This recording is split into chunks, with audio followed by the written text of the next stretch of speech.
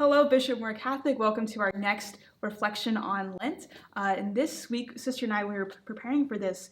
You kept sharing a lot about how Lent is a spiritual battle, a time for us to prepare. Would you be able to share a little bit more about that? Yes, well, it's just the reality that we can't forget as Christians that we are always in a spiritual battle, that there's a battle for our souls. Of course, Christ is triumphant and he's the victor in the end, but we are called here that the church on earth is called the church militant for a reason. You're thinking, it made me think about, when we're giving up things or when we're thinking about these things, it's not that, ourselves, the world are bad things, but it's good for us to order them well. And that's really what we say Lent is about. Like, why might we give up chocolate? It's not because chocolate's a bad thing. It's just because that we know that desire is ordered in a wrong way because of concupiscence, because of that tendency we have to sin. We think of our lives of prayer, like we're made for something more. And so we're not made for the things of the devil. We're made for things of the Lord. That's who we are. It's going back to the beginning where Jesus says, or in the beginning it was not so.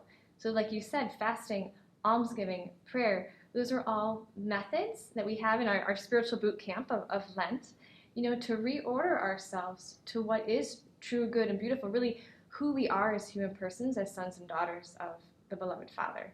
So we spoke about like fasting, for example. So which of the enemy of our soul does fasting target and really strengthen and protect us against, like when we're in that battle? And it would be the flesh. We had a video a couple weeks ago from JP on all about that one. And then Liana did one on prayer. And of course, prayer, we have a strong prayer life. You're going to be ready against the temptations of the devil. So prayer fights that enemy of our soul, the devil.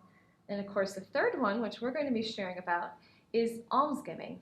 And almsgiving orders us properly to how we should have our relationship with the world.